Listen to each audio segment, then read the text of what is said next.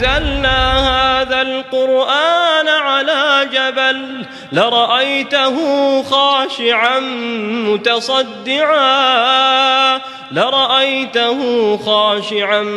متصدعا من خشية الله وتلك الأمثال نضربها للناس لعلهم يتفكرون.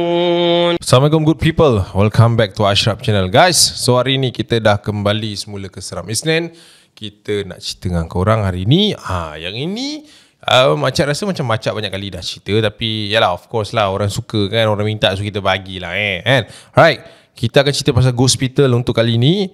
Ada lagi cerita-cerita yang kita nak sampaikan kepada korang. And siapa-siapa yang masih lagi belum join grup Telegram saya tu, pergi join. Sebab minggu lepas kita baru saja pilih satu cerita yang dijadikan cerita terbaik mingguan. Kita dah post dah dekat Telegram tu, korang boleh baca cerita dia macam mana. Kenapa dia jadi yang terbaik? Because dia terbaik. So kalau korang ada cerita yang korang nak cerita korang dipublishkan dekat grup Telegram tu, korang juga boleh join grup Telegram ni and share cerita korang dekat link yang kita orang bagi dekat grup Telegram nanti. Alright, so jangan pening kepala, jangan lupa tekan like, subscribe, juga hit bell notification. Kita layan intro macam biasa. Let's roll it.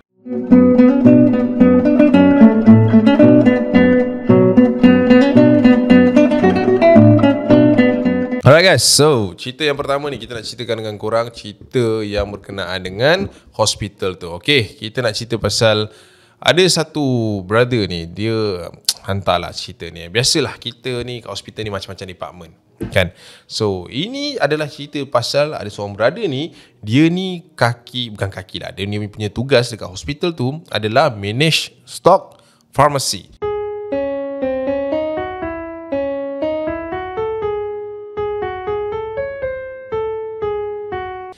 Farmasi, tempat kau ambil ubat tu kan, biasa kan ada akak-akak lawak ke depan tu, sekali satu hari 3 kali ni lepas makan ini macam ni harga dia total macam ni yang tu kan. Tapi yang ini brother ni, dia ni memang kira stok, masukkan barang apa semua dekat dalam store farmasi tu. Okey, nak jadikan cerita, nama penghantar ni adalah Aizat, ataupun dia boleh panggil diri dia sebagai Zat. Zat ni kata dia kerja dekat dalam bahagian ini dah lebih kurang 5-6 tahun dah cak waktu tu. Aku pun tak adalah kata pengalaman-pengalaman seram ni, tak adalah kata ekstrim, setakat dengar-dengar bunyi benda-benda daripada orang cerita, kita dengar and then kita terasa sendiri. Benda tu biasa cak. Tapi pengalaman yang ini aku nak share dengan korang adalah satu pengalaman yang aku rasa aku tak boleh lupa lah sepanjang aku berkhidmat dekat hospital ni. Alright, hospital ni adalah sebuah hospital yang berkelana di bahagian Skudai, Johor sana, dia kata. Okay, hospital mana aku rasa korang tahu, orang-orang sana tahu. Okay, dia kata ada satu hari ni cap, aku macam biasalah kan, dia akan masuk barang setiap hari Isnin ataupun Selasa untuk kita dapatkan order baru, ubat baru untuk restock lah kan. Patient kita kan ramai, hari-hari kita akan keluar ubat, so memang kena restock lah setiap minggu macam tu. Okay, ada satu hari ni aku masuk ke dalam store tu. Alright, nak jadikan cerita, waktu tu dalam pukul 4 ke 5 petang macam tu lah, asal lah lebih kurang. Aku akan masuk dengan beberapa kotak dengan troli aku, tolak lah masuk bilik tu. And then macam biasa, aku akan check dekat mana tempat-tempat yang perlu diisi dengan stok-stok yang baru sampai ni. So aku pun kira 1, 2 ni. Okay, sini paracetamol, sini ni sini. Macam tu lah kan. So buatlah kerja macam biasa kan. Tapi aku ni kalau dalam buat kerja ni, aku ni biasa akan bersiul. Aku akan bersiul ataupun aku akan menyanyi sendirilah untuk hilangkan bosan sorang-sorang kat dalam tu cap. Nak susun ubat ni bukannya kejap, kuat-kuat pun dah nak sejam, banyak kan. So aku pun buat kerja, susun sambil bersiul. So ada satu ketika tu cap, aku duduk tengah, and aku berhenti bersiul dekat satu ketika sebab aku dengar macam suara ataupun bunyi siulan aku tu macam ada echo. Maksudnya ada, betul ada kat belakang macam tu. So aku macam okay, tak sedar hati lah kan. Tapi why bother lah kan, benda-benda macam tu, bunyi-bunyi macam tu dah biasa kita kerja hospital. So kemas barang. And then aku baru perasan yang aku tertinggal ada satu bahagian yang sepatutnya aku isi, tapi kotak tu tak ada dekat dalam kotak-kotak yang aku bawa dalam troli tu. So aku macam alamak, dia kat mana pula Okay, tak apa lah. Aku pun keluar daripada bilik tu untuk pergi cari dekat dalam van yang aku bawa sebelum aku sampai situ. So aku pun keluar daripada bilik tu jalan sampai dekat van, dan aku tengok, oh ada satu kotak tertinggal lah pula kan. So aku macam okay, tak apalah, dah ada ni tak apalah, okay, kalau tak ada tu pening. So aku pun angkat kotak tu and berjalan semula menuju ke bilik farmasi tu. Waktu tu Cap dah 5:30 macam tu lah. Tapi Cap, masa aku sampai dekat store farmasi tu, aku terperanjat sebab dekat depan pintu bilik farmasi tu, troli aku dengan kotak-kotak aku semua dekat luar. Aku cakap, siapa pula galihkan keluar ni kan? Aku cakap, okay, apa hal jadi macam ni kan? So aku macam curious lah kat situ kan. So aku macam okay, tak apalah. Aku ingat ada staff-staff yang nak masuk dalam tu ke apa kan. So aku pun letak balik kotak-kotak aku tu kat troli, and then aku masuk balik dalam bilik tu. So aku masuk dalam tu, aku susun balik, susun untuk aku habiskan kotak yang terakhir tu Cap. Waktu tu Cap, aku dah rasa macam pelik. Walaupun time tu pukul 5-6 petang, aku rasa macam something fishy dekat dalam bilik ni. And bilik dia tu besar juga tau. Macam mana aku nak cakap, bilik macam ni lah, bilik macam studio aku ni. Bilik yang agak besar juga, and banyak kotak-kotak, banyak ruang-ruang untuk isi ubat apa semua kan. So time aku tengah susun satu kotak ni Cap, ada satu bahagian kat belakang aku ni, dia ada macam almari tau, yang tertutup. Tiba-tiba Cap, salah satu daripada pintu almari tu terbuka macam ni. Sak. Aku macam, wush. Aku pun toleh lah tengok kan, pintu tu terbuka. So aku bangun, tutup pintu tu balik, buat kerja balik. Pintu sebelah dia pula terbuka. Aku cakap, ini nak kacau ni, lebih kepada nak ngacau ni. So aku bangun balik, aku tutup dulu pintu tu, and aku selawat dalam hati, and then aku buat kerja tu. Aku buat Cap, and suddenly waktu tu ada satu kotak yang berada dekat atas troli aku tu, dia macam kena tendang tau. Dia jatuh. Aku pun terperanjat lah, melompat lah, tengoklah ke belakang. Aku cakap, apa pasal pula ni benda ni boleh terpelanting kan. Bila aku toleh belakang Cap, aku ada perasan ada seorang mamat ni, dia berdiri dekat rak ubat tu. Dia pakai baju MA lah, dia berdiri kat situ, and then dia tengah mencari macam tu. So aku macam, budak ni masuk, ketuk tidak, bunyi tidak, tendang kotak aku, tak ada minta maaf, tak ada apa kan. Tapi aku macam tengok dia, aku macam, kau kenapa? Aku tegur dia macam tu je lah. So aku pun pergi kat kotak tu, aku letak balik kotak tu kat atas troli tu, and aku pergi belakang balik untuk buat kerja aku. And waktu tu Cap, aku dekat belakang ni tengah buat kerja aku, and aku dengar dekat belakang telinga aku ni ada bunyi bunyi orang berjalan menyegit. So aku macam, apa benda pula ni kan. So aku pun jeling kat ekor mata aku tengok. Aku tengok brother MA tu tadi tengah berjalan ke arah aku. And then aku, apa pasal pula ni mamat ni kan, dia nak cari apa dekat sini kan. So aku pun macam buat tak layan je lah. And langkah tu makin lama makin dekat.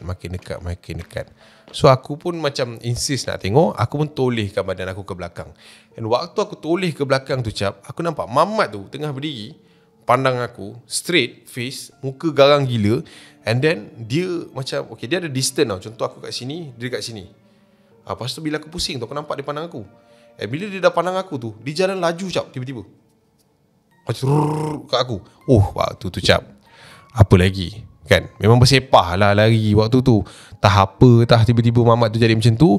Aku macam, bersepah barang lari keluar. And bila aku keluar tu Cap, memang tak ada nafas panjang punya kan. Aku tutup pintu tu, dan aku pergi cek doktor yang ada kat area situ. And bila sampai kat area depan tu, aku cakap ke doktor tu ada benda dekat dalam bilik farmasi tu kan. Lepas tu dia kata, apa benda? Dia kata, tadi ada MA kat dalam tu, dia kacau-kacau saya. Waktu mana ada MA? Hari ni semua perempuan, mana ada lelaki punya?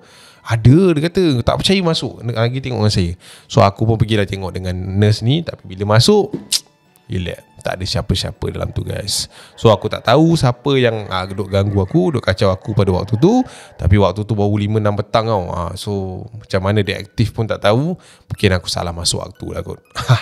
So itulah dia guys, kongsian yang dikongsikan kepada kita.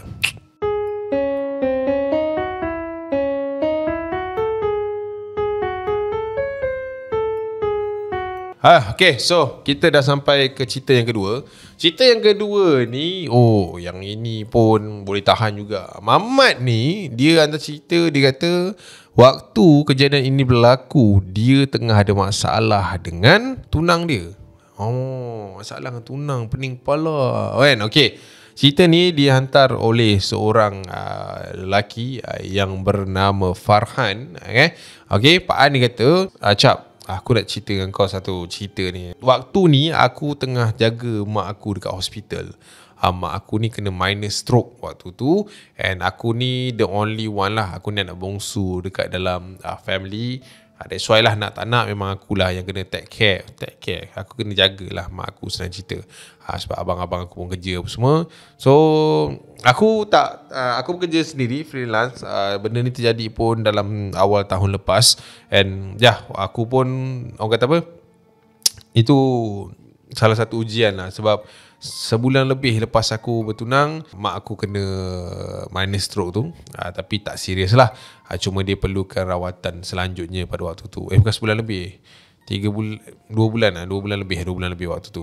Tarikh dia bagi tarikh, so aku tak ingat sangat. Okay, so guys, bukan itu yang kita nak cerita pasal tunang dia. Tapi dia kata lately ni aku banyak gaduh Cap dengan tunang aku, disebabkan aku tak ada masa nak pergi jumpa dia apa semua.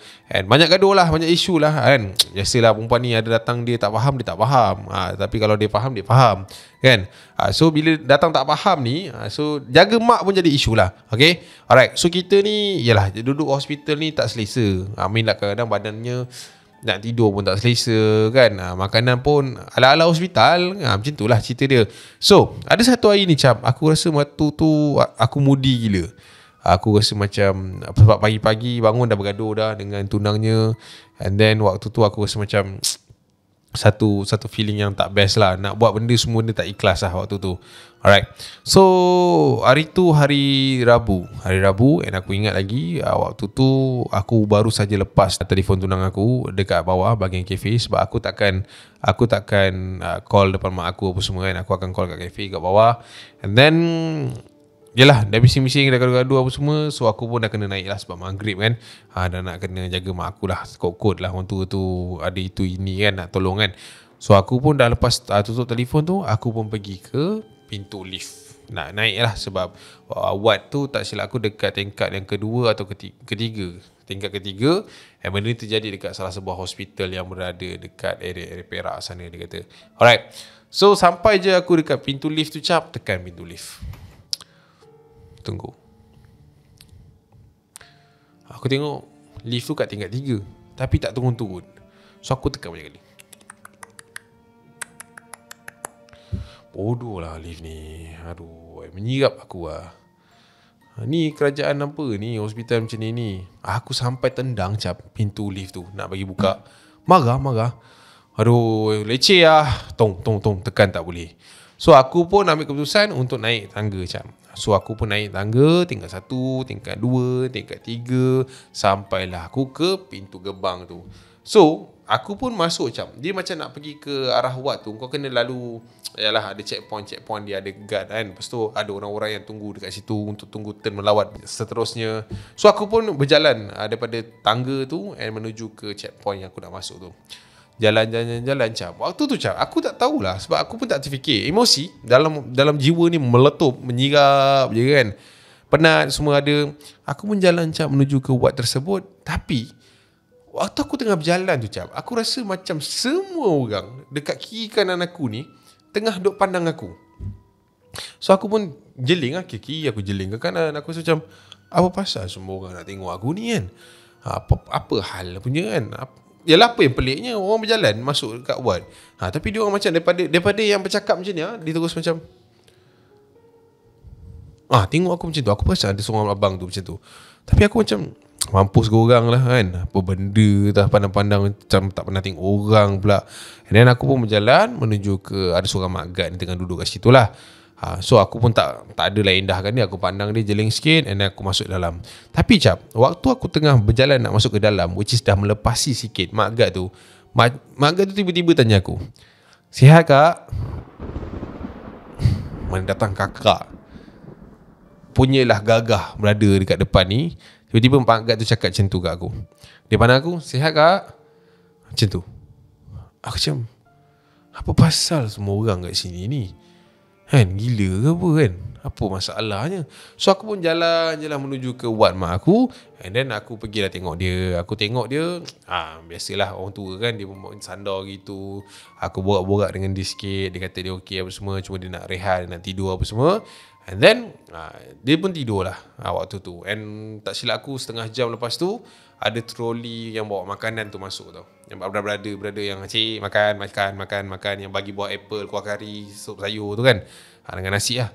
Dia pun bagi satu tray kelabu tu, dia letak dekat atas tempat mak aku punya apa tu, macam tu lah kan. Kau tahu lah kan, kat hospital tu kan ada benda lah tu, letak atas tu. So aku macam tegur gitu je lah. Aku malas nak layan.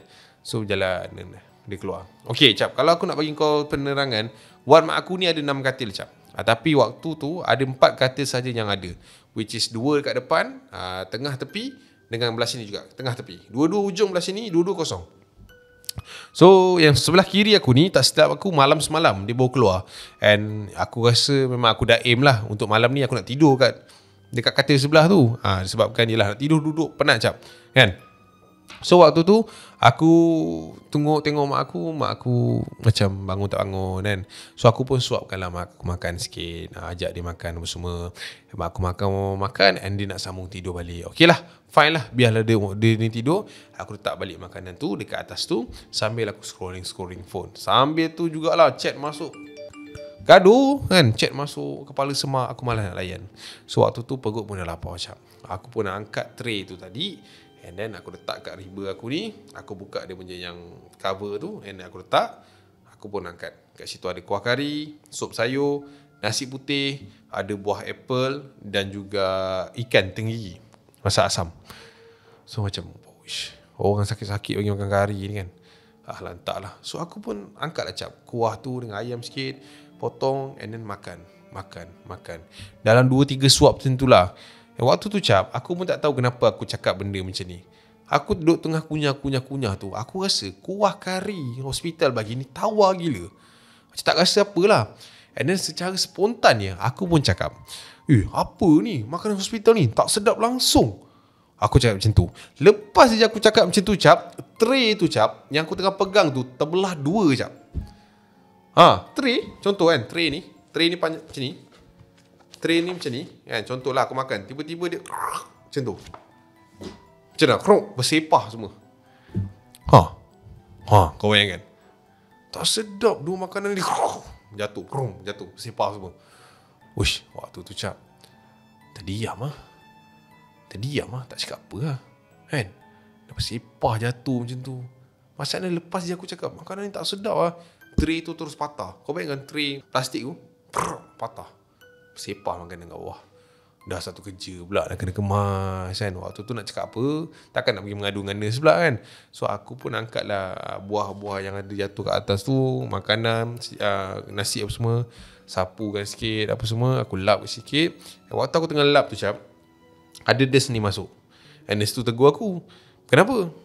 Tak ada, makanan tumpah sikit. Okay. Tu, mak tu jangan biar dia duduk termenung je tu, suruh tidur. Makcik tidur makcik. Aku macam, aku pandang nurse tu. Dan aku pandang mak aku. Mak aku tu tengah tidur tu. Dan bila aku tengok kepala nurse tu menghadap dekat katil yang ada dekat sebelah aku. Aku macam, tak sedar hati lah waktu tu. So aku pun kemas, aku lap semua, aku buang. Aku duduk balik kat sebelah mak aku. Waktu tu lah baru jumpa surah Yasin. So bacalah surah Yasin tu apa semua, sampai aku rasa tenang sikit. And malam tu aku behave lah, mulut tu jaga. Tapi alhamdulillah cap, tak ada apa-apa yang muncul seketul-seketul, tak ada lah. Cuma bagi aku itu pengalaman yang agak seram juga yang aku lalu. So itulah dia guys, kongsian daripada, apa nama dia tadi? Aku Aku ingat mulut dia celupa je. Apa nama dia tadi aku lupa dah. Pak An nama dia, Pak An. Yap.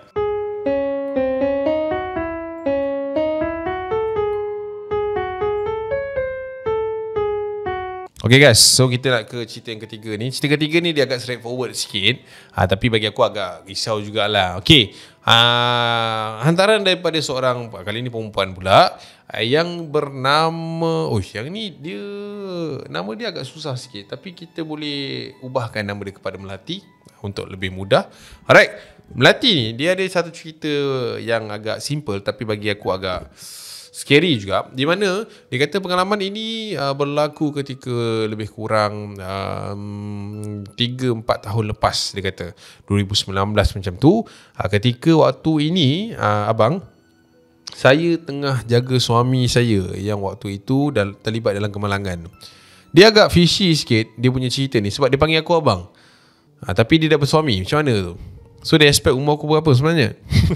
Tak adalah. Alright, okay. Dia kata waktu tu dia jaga laki dia accident, and laki dia kena tahan lebih kurang seminggu dekat dalam ward disebabkan bahagian kaki dia tu orang kata apa, adalah patah semua kan. So rawatan susulan dekat hospital tu agak panjang sebenarnya.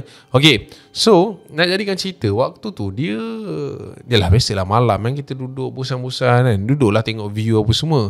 Okay, saya nak cerita ni. Ada satu malam ni saya tengah duduk dekat tepi koridor hospital tu, sebabkan katil suami saya ni berdekatan dengan tingkap yang boleh menghadap ke koridor blok yang lain, macam tu. So saya ni suka duduk dekat tepi tu untuk ambil angin, tengok-tengok luar apa semua. And waktu tu saya terperasan, waktu saya tengah tengok tu, saya terperasan ada beberapa nurse yang berjalan melintasi blok tersebut. Tapi mata saya tertangkap kepada seorang nurse yang berada dekat belakang sekali, which is nurse itu kalau saya nampak dia berbadan agak gempal, dan rambut dia lepas Rambut lepas. Tapi yang rambut lepas tu yang buat saya pelik adalah saya boleh nampak rambut dia tu lepas melepasi separuh badan dia pada waktu tu. So saya macam perhati je lah nurse ni kan. So saya rasa nurse boleh ke kan tak ikat rambut panjang macam tu kan. So waktu tu tak adalah fikir banyak. So saya biarkan je, and saya expect macam okay tak apa, one day saya akan jumpa dengan dia depan-depan. Saya tanyalah dia kan. So waktu tu habis macam tu je lah malam tu. Malam besoknya saya tengah duduk, tengah suap suami saya makan pada waktu tu. And saya punya position ni menghadap ke luar ward, which is ada cermin yang kita boleh nampak luar lah, orang patient lalu lalang, ada doktor lalu lalang apa semua. And then saya ternampak sekali lagi figure yang sama saya nampak semalam, which is ada satu nurse gempal, kulit dia macam gelap-gelap sikit, berjalan melintasi ward kami tu dengan macam saya kata tadi, rambut dia panjang gila Saya nampak dia melintas, tapi perlahan dia jalan melintasi semua nurse-nurse yang ada dekat area situ. Tapi nampak dia tak bertegur siapa-siapa lah. So saya macam, saya tanya suami saya, bang, awak tahu tak kalau orang kerja nurse ni kan, memang rambut dia orang boleh lepas-lepas gitu ke? Mana ada, dia orang kan kena jaga hygiene kan, kena ikat lah rambut tu, at least kalau rambut panjang pun kena ikat. Setahu abang, jaranglah kita nak nampak nurse ni rambut dia lepas-lepas. Tapi saya nampak tadi bang, ada satu nurse tu rambut dia panjang, lepas punggung rambut dia. Ya ke awak? Ya, daripada semalam lagi saya nampak. Tak adalah, salah tengok kot, mungkin kot. So macam tu lah malam tu settle. And malam yang ketiga waktu tu, saya tengah on the way daripada lift nak menuju ke ward. Sekali lagi saya ternampak figure tersebut berlega-lega dekat kawasan blok lagi satu tu. So saya jadi curious. Saya macam tak tahulah kenapa matanya tu pergi eye catch. Macam orang kata mata tu nak tangkap that figure kan, dia jalan-jalan apa semua. Tapi saya tak adalah macam nak pergi ikut ke apa. Saya macam perhati berjauh lah sebab rasa pelik. So saya pun buat tak tahu, saya masuk and berjalan menuju ke ward suami saya. And sambil saya berjalan tu, saya ditegur oleh seorang nurse ni. Nama nurse ni Juwita. Dia ni memang banyak in charge lah rawatan suami saya apa semua. So saya pun tanya, Ju, nak tanya sikit Ju. Kenapa kak? Ju, saya nak tanya ni, saya tak tahulah 2-3 hari saya terperasan ada tak seorang nurse yang badan dia gempal-gempal, kulit dia macam gelap sikit, tak sure lah di India ke apa, tapi rambut dia lepas sampai bawah punggung. Bila saya cakap macam tu, saya nampak reaction muka si Juwita ni macam rambut lepas punggung? Rambut dia panjang. Kenapa kakak tanya macam tu? Tak adalah, saya jadi nak tanya lah, ada ke nurse yang macam tu kan? Sebab saya tengok nurse-nurse yang lain semua rambutnya ikat, rapi, tapi yang ni rambut dia lepas. Lepas tu Juwita cakap, tak ada kak, kita orang memang kena pakai tutup semua. Tak ada pun yang boleh lepas apa semua. Kalau ada pun tu dulu zaman sekarang tak ada dah. 1980, awal 1990 lah ada macam tu. Tapi sekarang tak ada dah sebab semua kena ikut protokol kat sini. Okey lah kalau macam tu, terima kasih sama. Dan saya pun masuk ke dalam ward dan cerita kat suami dengan apa yang saya nampak dan apa yang doktor bagi tahu. Waktu tu suami saya yang cuak cap. Dia bagi tahu saya macam, "Tuan tahu awak nampak." Saya kata, "Jangan cakap macam tu, kita kat hospital ni." "Tak adalah, awak seorang je nampak." "Tapi tak ada kacau kan?" Tak ada kacau, okey je. Tapi saya nampak lah ada berlega-lega dekat area hospital ni. Tapi saya tak pernah tegur lah. "Awak baik-baik, jangan sampai salah tegur." Tak adalah. Dan waktu tu cap, malam tu waktu tu suami saya dah tidur and saya nak pergi ke toilet cap. Saya tak tahulah waktu tu saya mimpi ke saya mamai ke. Bila saya bangun pergi ke arah toilet cap, saya ternampak cap nurse yang sama tadi tu tengah berjalan keluar daripada ward suami saya. Dia macam saya nak pergi toilet ke arah sini, dia dah sampai setengah jalan tapi nampak dia berjalan keluar melalui pintu and then dia keluar tegak di jalan. Nurse yang sama, figure yang sama cap. Waktu tu saya terperanjat juga sebenarnya, tapi saya berselawat istighfar kat dalam. Tapi dia tak ganggu saya lah. Tapi itu pengalaman yang saya pernah lalu dan saya pernah nampak dengan mata saya sendiri apa yang pelik dekat dalam hospital tu. Tak tahulah, mungkin Juwita tu tak nak bagi tahu ke apa ke, tapi kehadiran nurse yang berambut panjang sampai ke punggung tu sangat-sangat mencurigakan saya. Itulah cerita dia. Wow. Kan, kalau kau boleh nampak, kau seorang je babe boleh nampak figure yang orang lain tak boleh nampak, which is bagi aku sangat menyeramkan lah kan. Hospital ni macam-macam cerita. Kita pun tak tahu siapa yang duduk sana, siapa yang dah pergi, siapa yang elok, siapa yang tidak. Tak. So itulah dia guys, kongsian kepada korang untuk malam ini. 3 cerita untuk hospital. Aku harap korang enjoy. Yang mana belum masuk lagi Telegram, boleh masuk. Korang boleh lepak sana, chill, baca cerita-cerita kawan-kawan yang lain kat sana. Korang ada story nak share pasal hospital pun boleh share dekat link yang kita orang akan bagi dekat dalam Telegram. Tekan link dekat description guys. Masuk sekarang and nanti kita ada something nak bagi kat korang juga kat dalam tu. Okay, so kita jumpa di video akan datang guys. See you when I see you. Assalamualaikum. Ciao lu. Bye. Bye. Bye.